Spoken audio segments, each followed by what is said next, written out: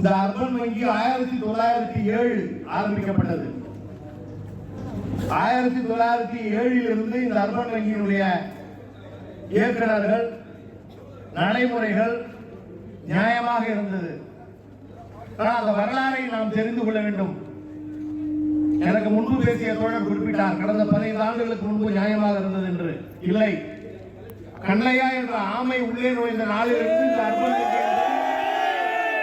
சீரழிந்து விட்டது. ஆமை புகுந்த வீடும் அமீனா புகுந்த வீடும் உருப்படாது. கடந்த 33 ஆண்டுகளாக தேர்தல் என்பது கிடையாது. நான் வாக்களித்திருக்கிறேன். நான் வாக்களித்த கடைசி தேர்தல் என்பது 1989. கேரள ஒவ்வொரு டிபார்ட்மெண்ட்லயும் மெக்கானிக்கல்னா மெக்கானிக்கல் யார்டு, எலக்ட்ரிக்கல்னா எலக்ட்ரிக்கல், ஹெட்குவார்டர்ஸ்னா ஹெட்குவார்டர்ஸ் உள்ள, பேசிக் மிஷின்ல, டிஎன்பிஎம்ல களத்திலே தொழிற்சங்கங்கள் இறங்கிறேன். அதுக்கு பிறகு நாம லெட்டர் கொடுக்கிறோம். எப்போ? டிசம்பர்லயே என் பேர்ல லெட்டர், எங்களை துறை பொதுச்செயலாளர் சிவகுமார் பேர்ல லெட்டர், டிஆர்ஏ நிர்வாகிகள் பேர்ல லெட்டர், ஒரு 100 லெட்டர் அனுப்பிச்சிருக்கோம். நம்ம யாருக்கு? Central resort Delhi. இது மல்டி ஸ்டேட் கோஆபரேட்டிவ் சொசைட்டி. ஆக தலைவருடைய உரிமை சென்ட்ரல் ரிசார்ட் யாருக்கும் இல்லை. சென்ட்ரல் ரிசார்ட் யாருடைய கட்டுப்பாட்டில் இருக்கிறார்? உள்துறை அமைச்சர் அமித்ஷாவுடைய கட்டுப்பாட்டில் இருக்கிறார். இந்த நாட்டில் எது ஒரு அசைவு செஞ்சாலும் உள்துறை அமைச்சருக்கு தெரியாம இருக்காது. அமித்ஷா அவர்களுக்கு தெரியாதா 33 வருஷம் சொசைட்டி தேர்தல் வரும்போதே எந்தெந்த சொசைட்டியில் எவ்வளவு ஊழல், எந்தெந்த சொசைட்டி எவ்வளவு டர்னோவர், 6000 கோடி டர்னோவர் இருக்கு. கண்ணா உறுத்தாதா அவர்களுக்கு? எல்லாம் தெரிஞ்சிருக்கும். எல்லாம் சரி கட்டப்படும், எல்லாம் வாங்கப்படும், எல்லாம் சரியாக கையெழுத்து போடப்படும். இதான் நீங்க அரசியல். பிரச்சாரம் எடுத்து செல்ல வேண்டும். அந்த பிரச்சாரத்தினால் தான் மக்களை திரட்டுவதால் தான், ரயில்வே தொழிலாளர்களை திரட்டுவதால் தான் நாம் இந்த பிரச்சனையில் இருந்து அர்பன் வங்கி பிரச்சனையிலிருந்து விடுபட முடியும். நம்முடைய கோரிக்கை ஒன்றாக இருக்க வேண்டும். Super seat central resort super seat society தேர்தல் ரத்து செய்வது என்பது இவர்களால் இயலாது. சென்ட்ரல் ரிசார்ட்டை கையெழுத்தை போட்டு விடுவார்கள். இந்த சொசைட்டியை தாம் டிஆர்ஏ புகாரை ஏற்றுக்கொண்டு சித்ரா சேனாளர்கள் விசாரணைக்கு வந்து இந்த சொசைட்டியை ஊழல் நடந்திருக்கிறது, இதை சீல் செய் என்று சீல்வதற்கு உத்தரவிடப்பட்டு ஓடோடி சென்று கண்ணையை ஹைகோர்ட்டில் சேர்வாக்கினாரே, அதே போல் நம்முடைய நாடாளுமன்ற உறுப்பினர்கள் நாடாளுமன்றத்திலே குரல் எழுப்பி இந்த சொசைட்டியை சென்ட்ரல் ரிசார்ட் சூப்பர் சீட் செய்து அரசு ஏற்று நடத்து. அமித்ஷா சட்டமன்றத்தில் கோஆபரேட்டிவ் சொசைட்டி எல்லாம் நான் எடுக்கிறேன், பேங்க்ஸ் நான் எடுக்கிறேன், அதே போல கொண்டு வா. இதுல இருக்க டர்னோவர் பாரு.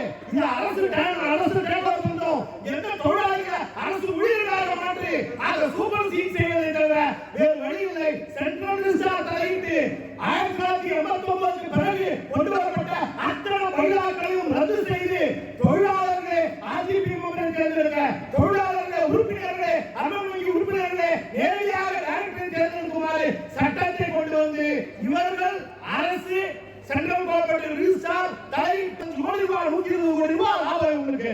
அது தொழிலாளர்களுடைய அளவோ அது கால் பங்கு, வர லாபத்துல கால் பங்கு கூட இல்ல தொழிலாளர்களுடைய.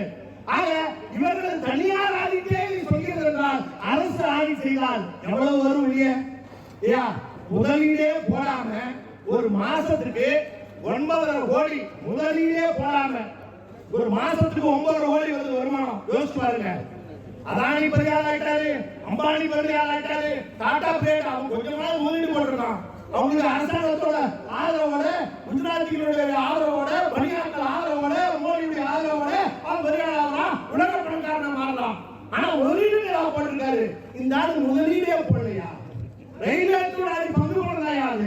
அதுல மாசம் 9.5 கோடி லாபம்.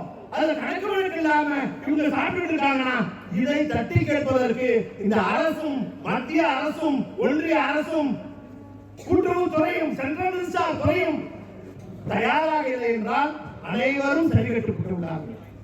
ஆக மக்களிடம் செல்வோம். தமிழக மக்கள் பிரச்சனையாக இதை கொண்டு செல்வோம். ரயில்வே தொழிலாளியை திரட்டுவோம். ரயில்வே தொழிலாளியின் பிரச்சனையாக கொண்டு செல்வோம். அர்பன் வங்கி உறுப்பினர்களை ஒன்று திரட்டுவோம். தெற்கரையிலே ஜிஎம் தர வேண்டும். 1000 ரூபாய் வாடகைகளை கொடுத்துருக்கான். வருஷத்துக்கு 120 கோடி ரூபாய் லாபம் சம்பாதிக்கிறான். 1000 ரூபாய் இந்த பில்டிங் வாடகை. இது என்னடா ஜிஎம் தட்டி கேட்கும்? இதுதான் மாற்றத்தை உருவாக்கும். அந்த மாற்றத்தை நோக்கி காலம் மாறும், காட்சிகள் மாறும், கேள்வி கேட்டால்தான் கரைகள் போகும், துணிவேலு ஆகும் துவைத்து போட்டால்தான். எது நடந்தாலும் நமக்கெனவென்று ஒதுங்கிடலாமா தோழா தோழா? வறியவர் துன்பம் வலியவர் பார்த்து இருப்பது கூடாது. பிறர்க்கென கொஞ்சம் இலகிடும் நெஞ்சம்